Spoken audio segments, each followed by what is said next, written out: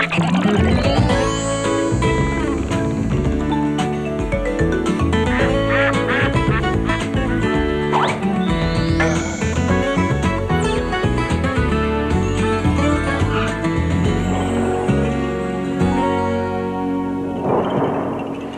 welcome once more to Our House. And have we got a show for you tonight? I'm here in New Zealand, just outside of Christchurch, having a look at some fantastic Kiwi houses. Now, this one is very now. It has some pretty amazing features, not the least of which is the view. Before I take you inside for a look, let's see what else is on the show tonight. I'll cook up some Kiwi seafood with culinary queen Stephanie Alexander. Tara is turned loose on a great decorating disaster. And why extend when you can excavate? Shirl meets a homeowner with tunnel vision.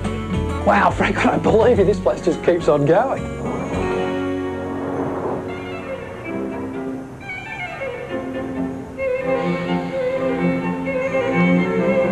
Christchurch, on New Zealand's South Island, is known for its Gothic-style architecture, well-kept parklands, and British influences.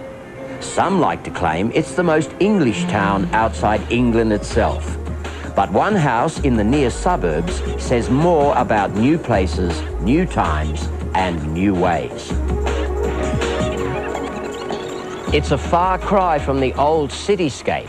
Loads of glass, contemporary colours, and it may look like a steel and concrete construction, but it's actually been built using predominantly traditional materials, brick and timber. For the interior framework, fiberglass rods and untreated timber were used, while rendered brick has been used on the exterior walls. And of course, it wouldn't be a Kiwi home without using New Zealand wool for insulation. Owner Rudolph Nort got together with architect and good friend Tom Craig to create a unique and stylish family home. So, Rudolph, what were some of the specific requests you had of your architect, Tom? First of all, we wanted to have a home that had a guest house incorporated. The other one was we wanted to turn the living around into upstairs to gain even more of the view. And what about the seashells on the roof? We're by the sea, and we didn't want to make it too structured like tiles, so we thought, oh, we just put fiberglass as a skin, and then on top of that, these shells. Inside, there are more unusual yet very functional features that suit the site brilliantly. An atrium with retractable doors, windows, and even a roof shelters you from the conditions, but still takes full advantage of the view. Even in the living room, the fireplace is built into the glass wall, so you can still take in the view while warming the toes. In a house with so much glass, display wall space is a precious commodity. This one houses a mask and other examples of Pacific Island art, including this specially designed artefact, which was made to disguise what's really here. A door. Hidden behind is the main bedroom and bathroom. A little sanctuary away from the kids. I'll be back in New Zealand later in the show when food guru Stephanie Alexander and I will be cooking up some local produce. Now, this place looks like your average suburban home, but the man who lives here wasn't born with a silver spoon in his mouth. He was born with tunnel vision and a shovel in his hand. Curious? Well, allow me to introduce Frank Lourigan. He's the guy bungee jumping from a bridge in this commercial. Pretty impressive stuff.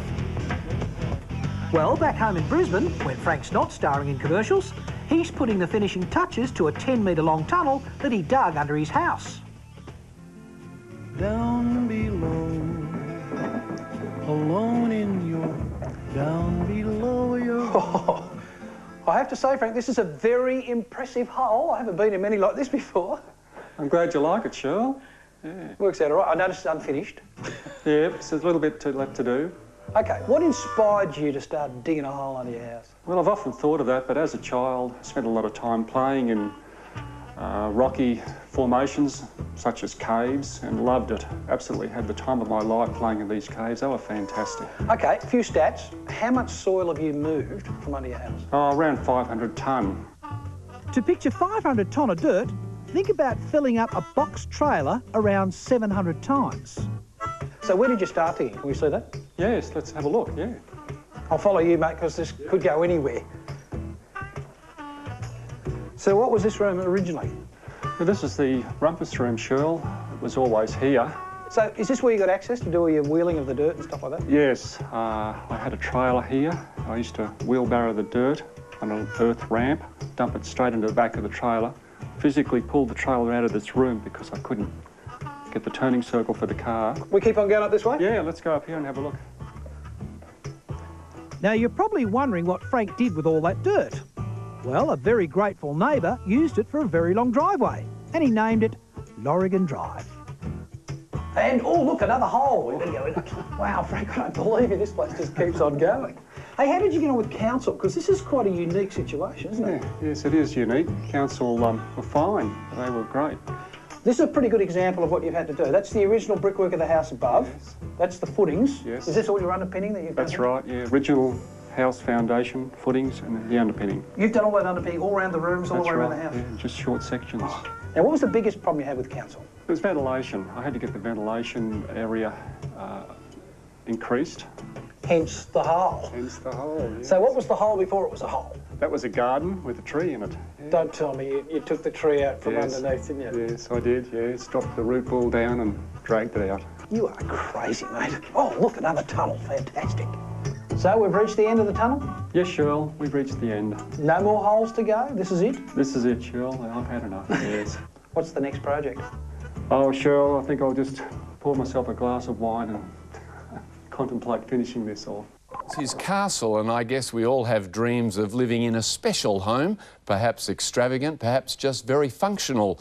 Wade Domagala wanted the castle, the sort of house that was fit for a king, and as Shane Doherty reports, that's exactly what he built. Even in the nicest suburbs, the houses can look very much the same, but not this suburb, not this house. You could say it tends to stand out, since it's the only one with turrets. I've wanted it since I was a kid, I guess, when I was watching the Scooby-Doo cartoons and the Maxwell Smart shows. I just love the secret rooms and the hidden doors. Wade and Nicole are still finishing their dream castle, and you're right, the neighbours weren't too thrilled about it in the beginning. They're kind to us and everything, but when we were first asking them their opinions, their main comment was, gee, it's big. It's more or less normal on the inside, on the outside, anything but. This is going to be the archery platform. At least in his tower, there'll be no problems with the TV reception. The whole place built with cement-rendered polystyrene. He won't get termites either. It's very cool. Cuts out a lot of the sun, a lot of the heat. So you don't just live in a castle, you live in an esky? Yes. Took about 6 months till I realised he was serious with all of his drawings, and this is what we're actually going to do. Of course, every king needs a queen, and Wade's is Nicole, the queen of understanding wives, that is. Oh, my family was saying, you're ridiculous, you've got to be kidding, and they were just laughing it off, thinking it wasn't going to happen as well, because Wade's, I always call him the ideas man. He's always coming up with wacky ideas and never follows through with it, so I thought this was just another one. So what were some of the ideas you rejected? He wanted a flying fox from the front door to the back, but now he's thinking about a hidden bookcase to a different staircase, so... With a lever where I pull a specific book out and unlatches the bookcase and I slide it across. There are no trapdoors or bat poles, but Paul Lingard's Gold Coast home is fairly unusual too. That's a mock coral reef they're adding to the swimming pool lagoon. You've heard of Keeping Up with the Joneses. Try Indiana Jones. It attracts a lot of attention, both positive and negative, but mainly positive, we hope. Inside, there are baths carved from solid sandstone, and the water is trucked in. Got a freshwater spring tank in the garage, which we get the spring water delivered, and it's plumbed into all of the drinking water in the house and the fridge. It's cost $1 million, so lucky Paul's a builder and doesn't mind the neighbours dropping in. And then when you take them through the front door and show them what you're doing, they're bewildered and astounded, and at worst they'll say, well, it's not what I do, but it's wonderful and I wouldn't be game to do it, but, you know, good on you. And on the subject of bewildering and astounding, there's Frank Lourigan's rumpus room. Perfectly normal to look at until you realise it's all under Frank's house, all of it dug out by hand. So what's that concrete we can see above us? Oh, that's the original slab. You might recognise Frank from a TV ad for a margarine that cut down his cholesterol. When you see what he's done here, your heart might ache too. Originally, there was barely room to crawl between his floorboards and bare earth. But 6 years, 2 jackhammers and 3 shovels worn down to the handles later, he's built a bathroom, 2 living areas, a bar and a wine cellar, and taken out 1,000 tonnes of rock and soil, a bucket and barrow full at a time. Just don't ask him to explain why. In reflection, and when I look at what I've done and what I went through, I'm still actually trying to understand myself as a person, I guess. So take that, home renovators, call it inspiration.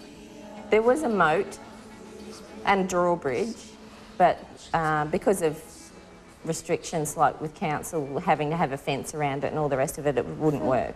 And just think what they might get up to next month, when the Easter and Anzac Day long weekends fall in the same week. It's scary.